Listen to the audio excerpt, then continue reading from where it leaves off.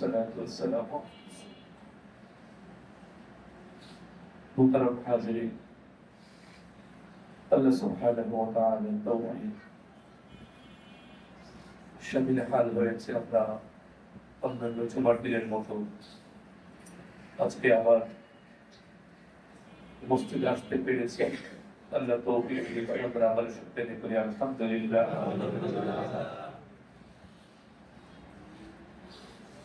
আমরা একটা বিষয়ে কথা বলার জন্য প্রস্তুতি মানসিকভাবে নিয়েছিলাম। যে ভয়াল দুর্ঘটনা থেকে আল্লাহ আমাদের হেফাজত করলেন, পুরো দেশবাসী আতঙ্কগ্রস্ত হয়ে গিয়েছিল। আল্লাহ সুবহানাহু ওয়া তাআলা তৌফিক দান করলেন। এই যে ভয়াল সতর্কবার্তা, এ সম্পর্কে কোরআন এবং সুন্নাহর মৌলিক কিছু নির্দেশনা উপস্থাপনের প্রয়াস করব ইনশাআল্লাহ। ওয়া তৌফিক ইল্লা বিল্লাহ, আলাইহি তাওয়াক্কালতু ওয়া ইলাইহি উনীব। আল্লাহ তাআলা আমাদের সকলকে বোঝার এবং আমল করার তৌফিক দান করুন। আমিন। উপরে যারা আছেন আওয়াজ শোনা যাচ্ছে? দ্বিতীয় তলায় তৃতীয় তলায় যারা আছেন আওয়াজ কি শোনা যাচ্ছে আপনাদের?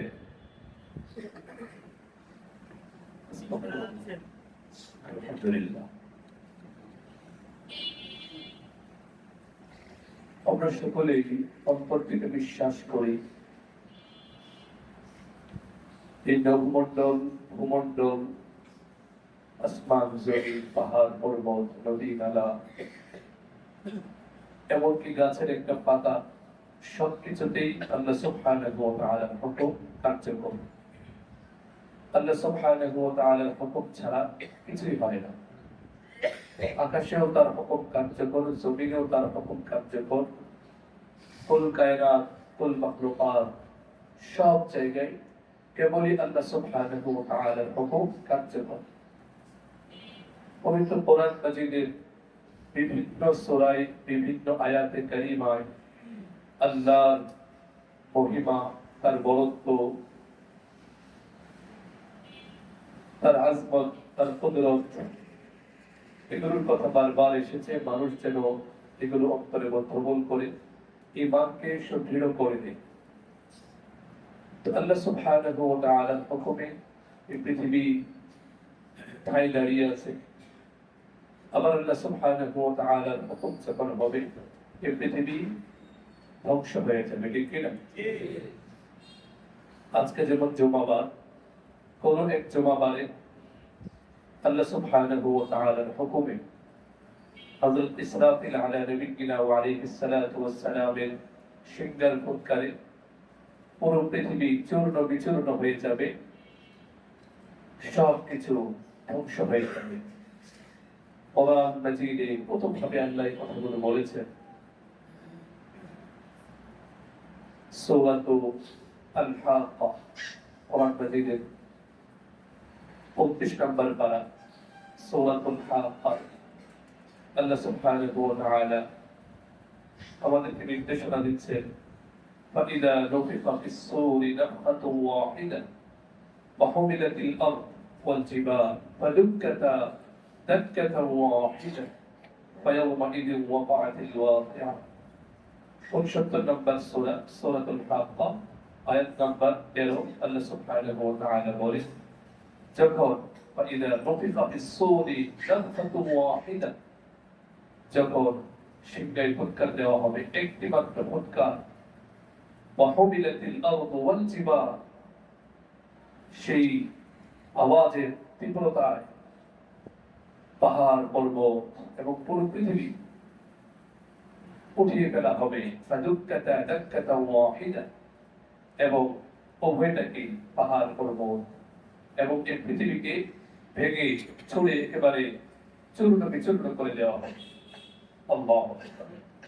فيومئذ وقعت الواقعة, সেদিন মহা ঘটনা সংঘটিত হবে। আল্লাহ সুবহানাহু ওয়া তাআলা বলেন, ওয়ানশাক্কাতিস সামা, সুবিস্তৃত আকাশ সেদিন থেকে চুরমার হয়ে যাবে। সূরাতুল কারিআহ তেলাওয়াত আমরা শুনি, আল কারিআতু মাল কারিআহ ওয়া মা আদরাকা মাল কারিআহ। তীব্র আওয়াজকারী জিনিসটা কি?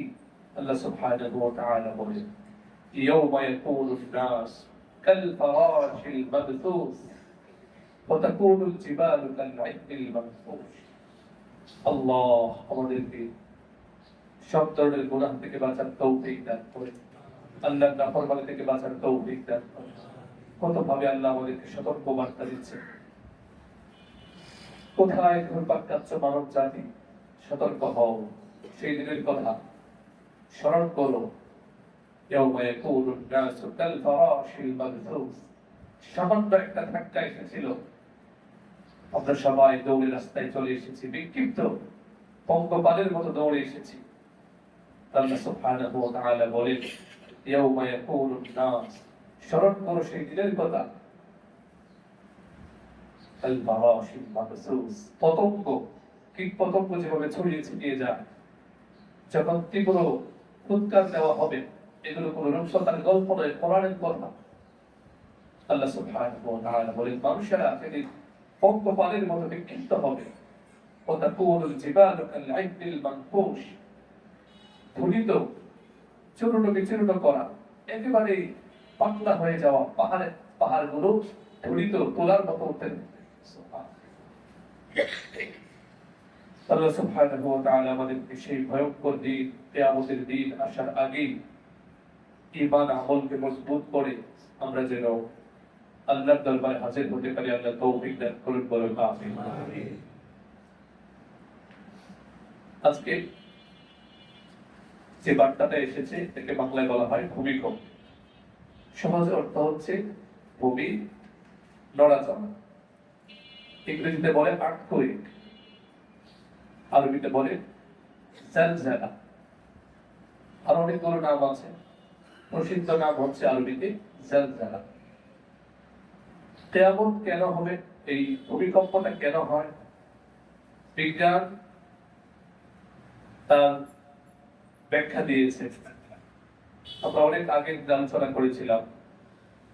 বিজ্ঞানের ভাষ্য হচ্ছে আমাদের যে ভূ অভ্যন্তর মাটির নিচে শিলা আছে, এই শিলাগুলো অনেক সময় শক্তি সঞ্চয় করার জন্য একটা আরেকটার সঙ্গে ধাক্কা লাগে।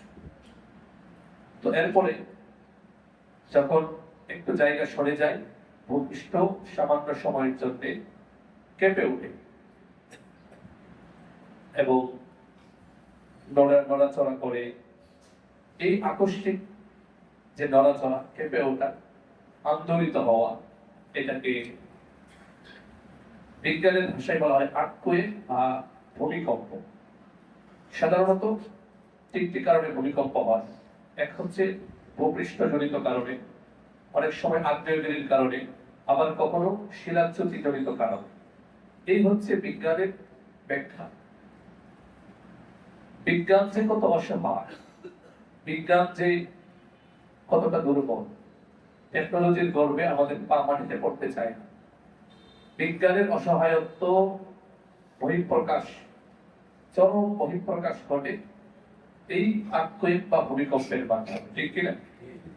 পৃথিবী টেকনোলজির কত শীর্ষ চড়াই উঠে যাচ্ছে, কিন্তু একটু আগেও বলতে পারছে না কখন কিয়ামত, ভূমিকম্প হয়ে যাবে, কখন সবকিছু চূর্ণ বিচূর্ণ হয়ে যাবে, আমরা কেউ জানি না।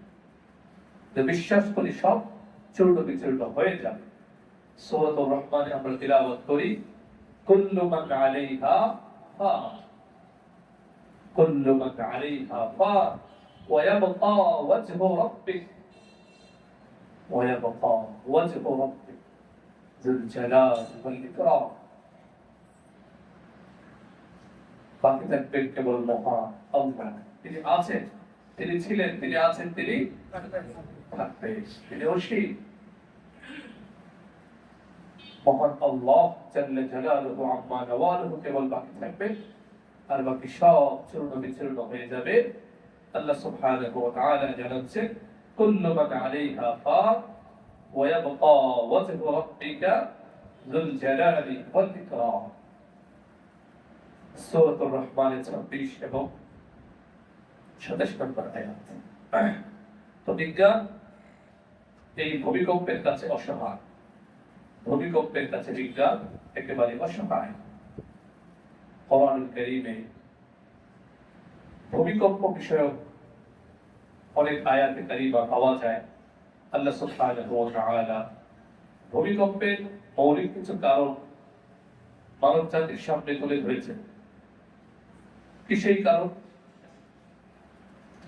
আল্লাহ সুবহানাহু ওয়া তাআলা পবিত্র কোরআনুল কারীমের 30 নম্বর সূরা সূরাতুর রুমের 41 নম্বর আয়াতে আল্লাহ বলেন, ظهر الفساد في البر والبحر بما كسبت أيدي الناس ظهر الفساد في البر والبحر بما كسبت أيدي الناس ليذيقهم بعض الذي عملوا لعلهم يرجعون জলে এবং স্থলে বিপর্যয় ছড়িয়ে পড়েছে, কখনো প্রাকৃতিক বিপর্যয়, কখনো দুর্ঘটনা, কখনো ভূমিকম্প, কখনো জলোচ্ছ্বাস, টর্নেডো, ঘূর্ণিঝড়, এগুলো একের পর এক আসছে। কেন?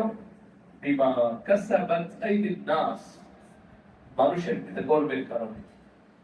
আল্লাহ ভূমিকম্পের মাধ্যমে, ঘূর্ণিঝড়ের মাধ্যমে, জলোচ্ছ্বাসের মাধ্যমে মানুষকে সতর্ক করছেন। লিয়ুযীকাহুম বা'দাল্লাযী আমিলু, তারা যে কাজ করছে, আল্লাহর নাফরমানিতে ডুবে আছে, আল্লাহর নাফরমানিতে ডুবে আছে, সেই নাফরমানি থেকে যেন লাআল্লাহুম ইয়ারজিউন, মানুষ যেন ফিরে আসে। আফসোস, শত আফসোস, এই যে ভূমিকম্প হলো, মুহূর্তের মধ্যে ভয়ে আমরা রাস্তায় আতঙ্কিত হয়ে চলে এলাম। আমরা কতজন ফিরে যাব আল্লাহর কাছে? কতজন আমরা তওবা ইস্তিগফার করে আল্লাহ সুবহানাহু ওয়া তাআলার কাছে ফিরে যাব, আল্লাহ অভিমুখী হব? অত্যন্ত আফসোসের ব্যাপার।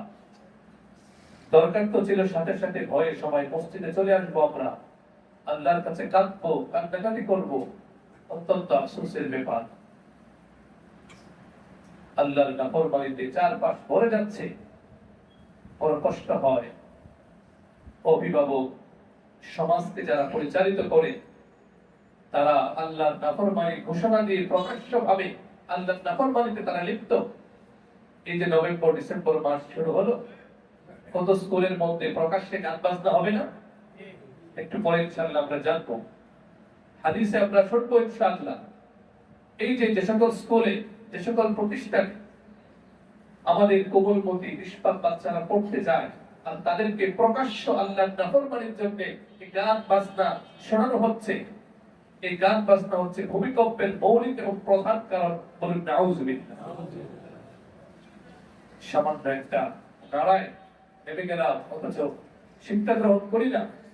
আশ্চর্যের বিষয়, সন্তানরা গান বাজনা শিখছে, আর মা বাবা এবং দুর্ভাগা কপাল পোড়া মা বাবা, এই মা বাবা সন্তানকে উৎসাহ দেয়, আরো গান বাজনা করো, আরো করো। লজ্জায় মরে যাওয়া উচিত। আমার পরিবার টুকরা সন্তান যে প্রতিষ্ঠানে গিয়ে গান গাইবে, গান শুনবে, আমি যদি সামান্য পরিমাণ মুসলমানিত্ব আমার মধ্যে থাকতো, তো আমি লজ্জায় মরে যেতাম। কখনো ভুলেও যেখানে গান বাজনা হয়, আল্লাহ প্রকাশ্য নাফরমানি হয়, কি পরিমাণ ভয়ঙ্কর গুনাহ এই গান বাজনা। হাদিসে আমরা শুনবো ইনশাআল্লাহ। ভাইরা আমার, অনেক ওয়াজ নসিহত হয়, অনেক কিছু হয়। আসুন আল্লাহর দিকে ফিরে যাই, নিজেদেরকে পাল্টাই, ইস্তেগফার করি, তওবা করি। এই যে একটা নারা আল্লাহ দিলেন, একটা বার্তা দিলেন, আর কি বার্তা এমন আসতে পারে না? কি বলেন, পারে না? ঘুমাচ্ছেন আপনারা? ঘুমানো যাবে না। কোরআনের কথা বলা হচ্ছে, মনোযোগ সহকারে আপনারা শোনেন। একটা নারা দিয়ে আল্লাহ শেষ মুহূর্তে দয়া করলেন আমাদের উপর, তার মানে কি আর কখনো নারা আসবে না? আসবে। আল্লাহর আযাব থেকে আমরা সুনিশ্চিত হয়ে গিয়েছি। যারা সূরাতুল মুলক তেলাওয়াত করি, তারা তো পড়ি প্রতিটি সূরাতুল মুলকের 16 নম্বর আয়াত। আল্লাহ বলেন, কত আবেগ, কত দরদ ভরা বার্তায় আয়াতগুলোর মধ্যে। আ'আমিনতুম মান ফিস সামাই আন ইয়াখসিফা বিকুমুল আরদ ফাইযা হিয়া তামুর। আমরা সকলে বলি, আল্লাহ আমাদেরকে হেফাজত করেন, আল্লাহ আমাদেরকে হেফাজত করেন। আল্লাহ আল্লাহ বলেন আমিত্তু তোমরা কি নিশ্চিত হয়ে গিয়েছো মান ফিস সামাই যিনি আকাশের মালিক যে আইয়াসিফা বিকুমুল আরদ যে তিনি তোমাদেরকে জমিনে ধসিয়ে দিবেন না তোমরা কি নিশ্চিত হয়ে গিয়েছো একটা নারা আল্লাহ দিয়েছেন আল্লাহ যদি দয়া না করেন মায়া না করেন আরেকটা নারা যদি আসে কি ভয়ঙ্কর অবস্থা হবে আমরা আমাদের সন্তানদেরকে স্কুলে পাঠাচ্ছি বিভিন্ন অনুষ্ঠানে পাঠাচ্ছি দুনিয়ার যত গান বাজনা নাচানাচি প্রকাশ্য অশ্লীলতায় লিপ্ত হচ্ছে ওই মুহূর্তে যদি আল্লাহর আযাব চলে আসে কি ভয়ঙ্কর অবস্থা হবে আমরা সকলে বলি নাউযু বিল্লাহি মিন যালিক সতর্ক হয়ে যেতে হবে সতর্ক হতে হবে এর বিকল্প নেই সতর্কতার বিকল্প নেই আয়াতটা মনে রাখবো আমিনতুম মান ফিস সামাই আইয়াসিফা বিকুমুল আরদ তোমরা কি নিশ্চিত হয়ে গিয়েছো যে আল্লাহ তোমাদেরকে জমিনে ধসিয়ে দিবেন না ভূমিকম্প আল্লাহ দিবেন না আমরা নিশ্চিত হই আমরা আল্লাহর কাছে তওবা করছি ইস্তিগফার করছি আজকে থেকে আমরা তওবা করি এই চোখ দিয়ে মুখ দিয়ে হাত দিয়ে নিজেরা গুনাহ করবো না পরিবারের মধ্যে কোনো গুনাহের পরিবেশ তৈরি হোক এটা আমরা কোনোভাবে বরদাস্ত করবো না রাজি আছি ইনশাআল্লাহ আশ্চর্যের বিষয় সন্তানকে নিয়ে পরিবারকে নিয়ে গান বাজনা দেখতেছি লজ্জা হওয়া উচিত আমাদের ওই মুহূর্তে আল্লাহর আযাব চলে আসলে কি হবে আমার দুনিয়াও ধ্বংস ফাসিলাত দুনিয়া ওয়াল আখিরাহ দুনিয়াও শেষ আখিরাতও শেষ যে সূরাতুর রুমের আয়াত তেলাওয়াত করলাম যখন তখন আল্লাহর পক্ষ থেকে আযাব আসতে পারে যখন তখন আসতে পারে ইস্তিগফার করে তওবা করে পাক পবিত্র হয়ে আল্লাহ অভিমুখী থাকা এমন অবস্থায় যদি মৃত্যু চলে আসে আশা করি আল্লাহ আমাদেরকে শহীদ মৃত্যু দান করবেন ইনশাআল্লাহ মৃত্যু যদি লেখা থাকে তো আসবেই কিন্তু মৃত্যুটা যেন হয় প্রস্তুতিমূলক মৃত্যু আল্লাহ আমাদেরকে তৌফিক দান করুন বলুন আমিন অনেক আয়াতে কারিমা সংক্ষেপে সকল বলার তো সুযোগ নেই তো যে সূরাতুর রুমের 41 নম্বর আয়াতের তেলাওয়াত শুনলাম এই যে বিপর্যয় এই ঘূর্ণিঝড় ভূমিকম্প টর্নেডো প্রাকৃতিক দুর্যোগ এগুলো কেন আসে আমাদের কৃতকর্মের কারণে আমাদের গুনাহের কারণে অনেক সময় ব্যক্তি নিজে গুনাহ করে পরিবারকে নিয়ে গুনাহ করে কোনো একটা বিষয়ে যদি নিষেধ করা হয় সবাই মিলে হাসে যেটা গুনাহ এটা করো না আমরা কোন পর্যায়ে গিয়েছি আমাদের সমাজ কত নষ্ট হয়ে গিয়েছে আল্লাহর আযাব আল্লাহ এখন তো দয়া করে আমাদেরকে বাঁচিয়ে রেখেছে গতকাল বৃহস্পতিবার এর আগের বৃহস্পতিবার অর্থাৎ 13ই নভেম্বর নিউজ 24 এ আমার একটা লাইভ প্রোগ্রাম ছিল বোঝানোর উদ্দেশ্য হচ্ছে সমাজটা কোন পর্যায়ে গিয়েছে গুনাহে জর্জরিত হতে হতে কোন পর্যায়ে গিয়েছি আমরা 13ই নভেম্বর বিকাল 3:30টায় নিউজ 24 ইসলাম ও আমরা নামে একটা লাইভ প্রোগ্রাম প্রশ্নোত্তর একজন প্রশ্ন করছে বিয়ে শাদীর মধ্যে গায়ে হলুদের সুন্নত তরিকা কি বলেন নাউযুবিল্লাহ গায়ে হলুদ যে হয় এখানে তো সবকিছু সুন্নত মোতাবেক হয় না একটা হচ্ছে এটা সম্পূর্ণ অনিসলামিক সংস্কৃতি ইসলামের সাথে এর কোনো সম্পর্ক নেই দুনিয়ার যত বেপরদিকি সব এখানে হয় আল্লাহর নাফরমানি হয় আল্লাহর লানত হয় বলুন নাউযুবিল্লাহ আর সমাজ এগুলি নষ্ট হয়েছে ইসলামিক প্রোগ্রামে জিজ্ঞেস করে আবার যে এটা সুন্নত তরিকা কোন পর্যায়ে গিয়েছে সমাজ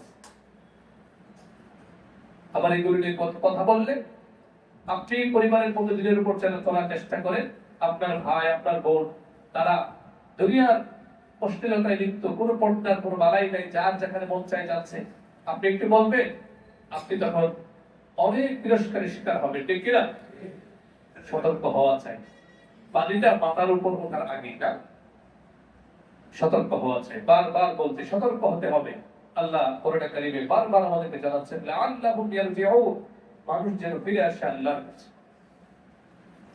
আর 5 থেকে 10 সেকেন্ড বলে কি অবস্থা হতো আল্লাহ হেফাজত করেছে এজন্য আমরা তওবা করি অনেক বেশি নসিহতের প্রয়োজন নেই ভাই প্রচুর নসিহত আমরা শুনি কিন্তু সমস্যা হচ্ছে একটা দিয়ে শুনি আর একটা দিয়ে বের করি বয়ান শুনি, এরপরে বাসায় গিয়ে আল্লাহ মাফ করে কারো কারো ব্যাপারে আমরা শুনি টিভি ছেড়ে গান বাজনা হচ্ছে, একটু আগে কিন্তু নামাজ পড়ে গিয়েছে। এর বড় কারণ হচ্ছে নিজেদেরকে পাল্টানোর কোনো ফিকির নেই ভাই।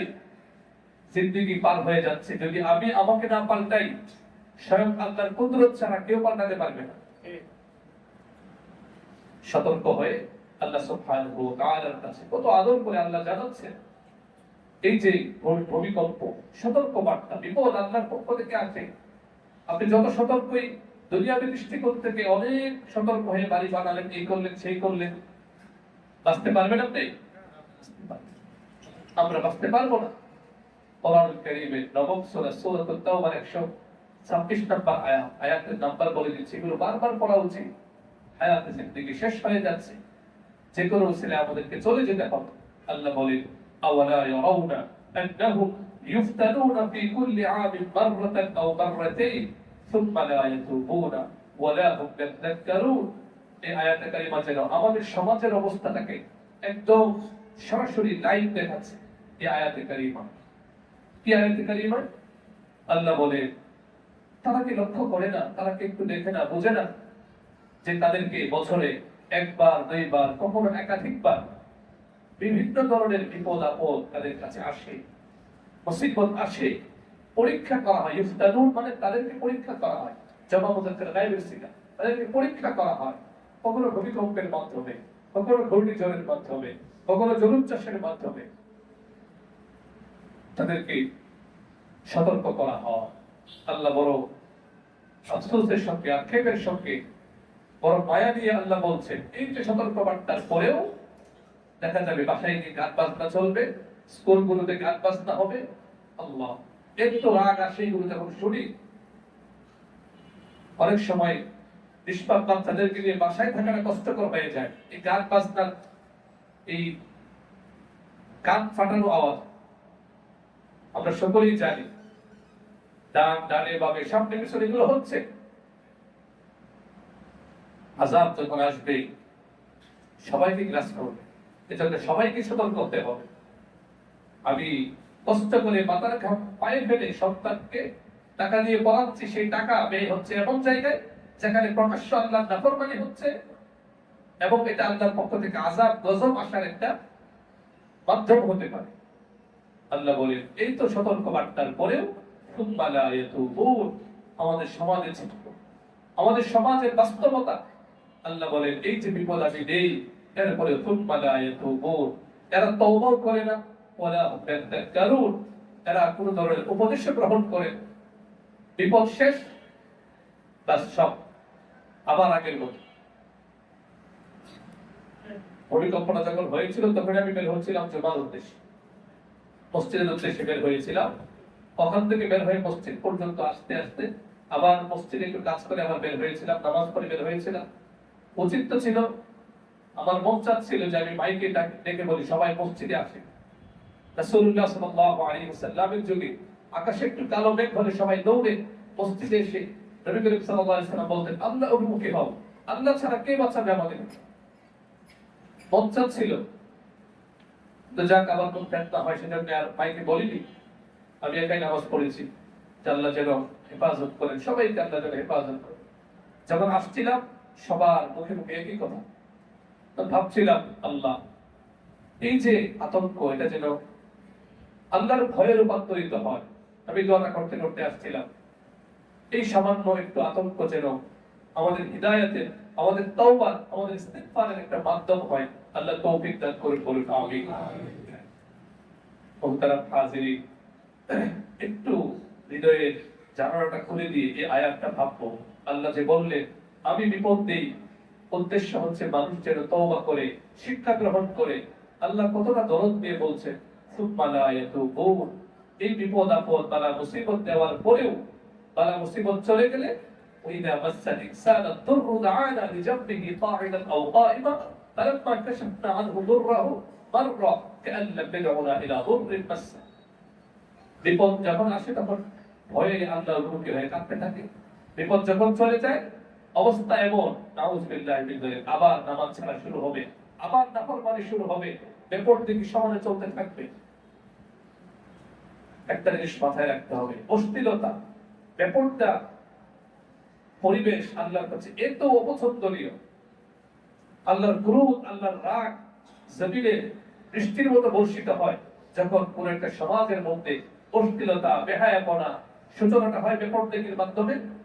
কত পরিবার আছে পর্দা নেই, কত পরিবার আছে পর্দা কোনো বালাই নেই, অথচ ইসলামের কত গুরুত্বপূর্ণ নির্দেশনা পর্দা। আর অশ্লীলতার ব্যাপারে আল্লাহ জিরো টলারেন্স জারি করেছেন। বারবার আল্লাহ বলেছেন ওয়ালা তাকরাবু ফাওয়াহিশা মা যাহারা মিনহা ওয়ালা বাতান। মোহতারাম হাজিরিন, আসুন আমরা তওবা করি। খুব বেশি ওয়াজ নসিহত লাগবে না, তওবা ইস্তিগফার লাগবে, আল্লাহর কাছে শিক্ষা গ্রহণ করতে হবে। তো কোরআন আমাদেরকে জানাচ্ছে এই যে ভূমিকম্পের মৌলিক কারণ হচ্ছে আল্লাহর নাফরমানি। এবার একটা হাদিস আমরা শুনি, আফসোস হয় হাদিসগুলো যখন পড়ি রাষ্ট্রীয়ভাবে অর্থায়ন করে গান বাজনা, সিনেমা, নাটক, অশ্লীলতার প্রচার প্রসার করা হয়। তো এই রাষ্ট্রের উপর আল্লাহর পক্ষ থেকে কিভাবে রহমত আসবে বলুন? এখনো রাতের গভীরে কিছু মানুষের কান্নার কারণে হয়তো আমরা এখনো আল্লাহর দয়া রহমত পাচ্ছি। নয়তো রাষ্ট্রীয়ভাবে প্রতি বছর হাজার কোটি টাকা ব্যয় হচ্ছে অশ্লীলতা, বেহায়াপনা, বেপরদিকি এগুলো ছড়িয়ে দেওয়ার জন্য। অথচ দেখুন জামিদের বিরুদ্ধে 2212 নম্বর হাদিস, ইব্রাহিম ইবনে হুসাইন রাদিয়াল্লাহু আনহু বলেন, হৃদয়ের কান করে শুনি, আমাদের পরিবার থেকে এটা শুরু করি যে আমাদের পরিবারের মধ্যে কোনো গান বাজনা হবে না, অশ্লীলতা হবে না, কোনো বেপরদিকি হবে না। পারবো না ইনশাআল্লাহ? না হলে হঠাৎ চলে আসবে মৃত্যু, বিপদ, বালা মুসিবত, আর আল্লাহর সামনে এভাবেই দাঁড়াতে হবে। হাদিসে এসেছে ইউবআসু কুল্লু মান মাতা আলাইহি, যে যে অবস্থায় মারা যাবে তাকে সে অবস্থায় উঠানো হবে। গান বাজনা, সিনেমা, নাটক, অশ্লীলতা, বেপরতা এগুলো অবস্থায় যদি আমার মৌতটা চলে আসে কিয়ামতের ময়দানে আল্লাহর সামনে এভাবেই দাঁড়াতে হবে এবং সব বরবাদ হবে। আমার মানব জনম অর্থহীন হবে, আমার দুনিয়াও শেষ, আমার আখিরাতও শেষ। নাউযুবিল্লাহ। আল্লাহ সুবহানাহু ওয়া তাআলা আমাদের হেফাজত করুন। জামিদের বিরুদ্ধে 2212 নম্বর হাদিস, ইমরান ইবনে হুসাইন রাদিয়াল্লাহু আনহু বলেন, রাসূলুল্লাহ সাল্লাল্লাহু আলাইহি ওয়াসাল্লাম স্পষ্ট বলে দিয়েছেন, তিনি বলেন ফি হাদিহিল উম্মতি তাসকুত ওয়া মাসকুত ওয়া কাদাম, আমার উম্মতের মাঝে এক সময় ভূমিকম্প হবে, আমার উম্মতের মধ্যে এক সময় চেহারা বিকৃত হয়ে যাবে, কুকুর শুকুরের চেহারা হয়ে যাবে, ওয়া কাদাম এবং পাথর বৃষ্টি হবে। সাহাবী প্রশ্ন করলেন মাতা যাকা ইয়া রাসূলুল্লাহ, কখন হবে এটা? খেয়াল করুন, নবী করিম সাল্লাল্লাহু আলাইহি ওয়াসাল্লাম বলেন ইযা যাহরাতিল কায়না, যখন নৃত্যশিল্পী বেড়ে যাবে, নাচ গান ব্যাপক হবে, ওয়াল মাআজিম, বাদ্যযন্ত্র ব্যাপকভাবে বেড়ে যাবে, অশ্লীলতা, বেহায়াপনা ব্যাপক হয়ে যাবে, অশুরিবাতিল কুবুর, মদপান করা হবে। নাউযুবিল্লাহ মিন যালিক। মুসলমানের সন্তান কিভাবে গান বাজনার প্রতি আসক্ত হয়ে যায়, মদপানের প্রতি আসক্ত হয়ে যায়, এগুলো আমাদের সমাজে আছে না নাই? রাষ্ট্রীয়ভাবে অর্থায়ন করে টাকা পয়সা দিয়ে গান বাজনা, অশ্লীলতা, বেহায়াপনা ছড়িয়ে দেওয়া। তো কিভাবে আমাদের উপর আল্লাহ রহমত আসবে? অন্য আরেক হাদিসে অনেকগুলো গুনাহের কথা বলা হয়েছে, এর মধ্যে একটা গুনাহ হচ্ছে এমন যে গান বাজনা যখন ব্যাপক হবে, হাদিসের বর্ণনা জামিদের বিজের হাদিস, নবী করিম সাল্লাল্লাহু আলাইহি ওয়াসাল্লাম বলে فليرتقبوا عند ذلك ريحا حمراء وزلزلا وخسفا ومسخا وقذفا وآيات تتابع لنظام بال قطع سلكه فتتابع। একটা লম্বা একটা মালা, অনেকগুলো বোতাম, বা আমাদের তাসবিহগুলো আছে না, নবী করিম সাল্লাল্লাহু আলাইহি ওয়াসাল্লাম উদাহরণ দিচ্ছে এমন একটা সময় হবে যখন গান বাজনা হারাম ব্যাপকভাবে ছড়িয়ে পড়বে, অশ্লীলতা বেপরদিকি ব্যাপকভাবে ছড়িয়ে পড়বে। তখন ঘূর্ণিঝড়, ভূমিকম্প, আল্লাহর পক্ষ থেকে এমন এমন ভয়ঙ্কর আযাব আসতে থাকবে, যেমন কোন একটা তাসবিহে যদি সুতাটা কেটে দেওয়া হয় তাহলে এক একটা যে তাসবিহ দানা এগুলো পড়তে 1 মিনিট করে সময় লাগবে নাকি? কতক্ষণ সময় লাগবে? মুহূর্তের মধ্যে যেমন একের পর এক পড়তে থাকবে, তাসবিহের সুতাটা কেটে দিলে যখন একটা সমাজের মধ্যে গান বাজনা ব্যভিচার অন্যায় পরকীয়া প্রেম ভালোবাসা সমান ব্যাপকভাবে হারাম অবৈধ ভালোবাসা চলতে থাকবে, গান বাজনা চলতে থাকবে, তাসবিহ সুতা ছিঁড়ে গেলে যেমন একের পরে দানাগুলো পড়ে যেতে থাকে, আল্লাহর পক্ষ থেকে আযাব গজব একের পর এক আসতে থাকবে। বলুন নাউযুবিল্লাহ। এজন্য ভাইয়েরা আমার আমরা সতর্ক হই, এই ভূমিকম্প আমাদেরকে বার্তা দিয়ে যাচ্ছে আল্লাহর দিকে ফিরে যেতে হবে, ইস্তেগফার করতে হবে, তওবা করতে হবে। কারণ আজকে না হয় বেঁচে গেলাম, পড়তে হবে না আমাদেরকে? যুবক ভাইয়েরা পড়তে হবে কিনা? যৌবন শেষ হয়ে যাবে। কত যুবক যৌবনে মৃত্যুর পেয়ালা মুখে দিয়েছে। আসুন আল্লাহ অভিমুখী হই। সকল ঘূর্ণিঝড় থেকে, ভূমিকম্প থেকে, প্রাকৃতিক দুর্যোগ থেকে বাঁচতে আমাদেরকে 4টা কাজ করতে হবে। কয়টা কাজ? খেয়াল করে সংক্ষেপে বলছি। 1 নম্বর তওবা করে আল্লাহর দিকে ফিরে যেতে হবে। 2 নম্বর দান সদকা। আজকে আমরা প্রত্যেকেই এখন যদি টাকা নাও মিলে থাকি কিছু দান সদকা আমরা করব ইনশাআল্লাহ। তারপরে ইনশাআল্লাহ সবাই। 2 নম্বর আমল হচ্ছে দান সদকা প্রতিনিয়ত। 3 নম্বর হচ্ছে সৎ কাজের আদেশ, অসৎ কাজের নিষেধ। এই এক অবস্থায় হারাম গুনাহে লিপ্ত কিছু বলা যাবে না, বললে তার উপর আরো হামলে পড়ে। সৎ কাজের আদেশ, অসৎ কাজের নিষেধ একটা সমাজ থেকে যখন উঠে যাবে, সমাজের মধ্যে আল্লাহর পক্ষ থেকে আযাব আসে। 4 নম্বর আল্লাহ না করুক হঠাৎ যদি এমন কোন দুর্ঘটনা চলে হয়ে যায়, আমি যে জায়গায় থাকি আমি বারবার বলতে সবাই দরুদ শরীফ পড়েন, কিন্তু এইগুলো না চিৎকার চেঁচামেচি এগুলো করা যাবে না। যেটা বিপদ, বিপদ থেকে বাঁচার জন্য কোরআন সুন্নাহর শিক্ষা আমাদেরকে নিতে হবে। যখন আল্লাহ না করুক হঠাৎ বিপদ চলে আসে, চিৎকার চেঁচামেচির পরিবর্তে আমরা দোয়া ইউজ করব। তারপরে ইনশাআল্লাহ দোয়া ইউজ কোনটা? লা ইলাহা ইল্লা আনতা সুবহানাকা ইন্নী কুনতু মিনাজ জালিমিন। এবং আরেকটা খুব মজবুত কার্যকরী আমল আছে, সেটা হচ্ছে দরুদ শরীফ। সেটা কি? আল্লাহর রাগকে নিভিয়ে দেয়। ভূমিকম্প হচ্ছে আল্লাহর রাগ, ক্রোধের বহিঃপ্রকাশ। আল্লাহ যে আমাদের উপর রাগ করেছেন, আল্লাহ যে আমাদের উপর ক্রোধান্বিত হয়েছে, এটা বহিঃপ্রকাশ হচ্ছে ভূমিকম্প।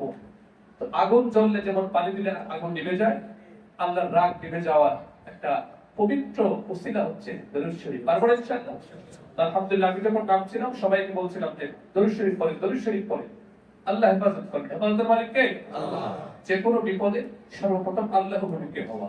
আল্লাহ ছাড়া কেউ হেফাজত করতে পারবে না, আমাদের কেউ পারবে না। বিশ্বাস আছে কিনা যে আল্লাহ দয়া করেছেন, আমরা আল্লাহর দয়া বেঁচে গিয়েছি? তো এই জাতীয় বিপদ আপদ আসলে সর্বপ্রথম জবান দিয়ে আল্লাহর নাম উচ্চারণ হবে, ইস্তিগফার হবে, লা ইলাহা ইল্লা আনতা সুবহানাকা ইন্নী কুনতু মিনাজ জালিমিন হবে। বাচ্চাদেরকে আমরা শিখিয়ে দিব, পারবো ইনশাআল্লাহ? বাচ্চারা কি বলবে? নিজেরাই আমরা চিল্লা শুরু করে দিই, ভয় তো হবে, মানুষটা ভয় লাগবে। তো আমাদের জবান দিয়ে তখন ইস্তিগফার, দরুদ শরীফ, দোয়া ইউনুস, বিশেষ করে দরুদ শরীফ করবো আমরা। রাজি আছেন ইনশাআল্লাহ? তা কয়টা আমাদের করণীয়? সবাই বলুন কয়টা করণীয়? মনে থাকবে তো ইনশাআল্লাহ। 1 নাম্বার তওবা ইস্তিগফার করে আল্লাহর দিকে ফিরে যাও। প্রত্যেকই তওবা করে নিব। আছে আমরা তওবা করেছি, আবার নামাজের পরে আবার দোয়া হবে একদম বদ্ধমূল অন্তরের মধ্যে, না আর গুনাহ করব না। আবার যদি আল্লাহ না করেন গুনাহ হয়ে যায়, আবার তওবা, আবার ইস্তিগফার।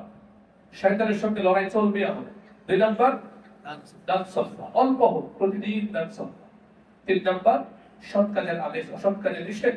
এটা আমরা শুরু করবো আমাদের পরিবার থেকে।